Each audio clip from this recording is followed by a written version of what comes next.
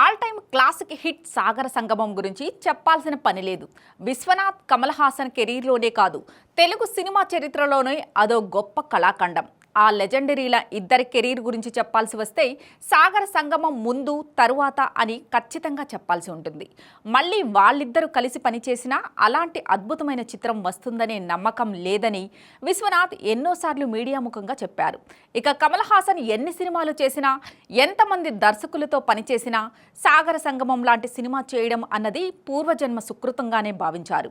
ఎంతోమంది నటులున్నా ఆ సినిమాలో నటించే అవకాశం తనకు రావటం గొప్ప గా భావించారు. మరి ఇప్పుడు ఈ సినిమా గురించి దేనికనుకుంటున్నారా? అయితే అసలు వివరాల్లోకి వెళ్లాల్సిందే. కోలీవుడ్ హీరో కార్తీ తన సినిమాను సాగర సంగమంతో పోలిక చేయడమే ఇంతటి చర్చకు దారితీసింది. కార్తీ, అరవింద్ స్వామి ప్రధాన పాత్రలో సత్యం సుందరం అనే సినిమా తెరకెక్కింది.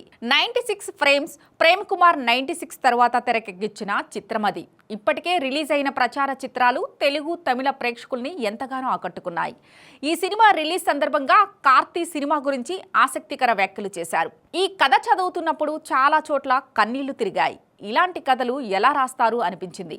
నాకు కె విశ్వనాథ్ గారి సినిమాలంటే చాలా ఇష్టం, కానీ ఇప్పుడు అలాంటి కథలు రావడం లేదు. ఈ కథ విన్నప్పుడు విశ్వనాథ్ గారు సినిమాలే గుర్తొచ్చాయి. చాలా అరుదైన స్క్రిప్ట్ ఇది. అన్నయ్య, ఈ కథ విని నీకు మాత్రమే ఇలాంటి కథలు ఎలా దొరుకుతాయిరా అన్నారు.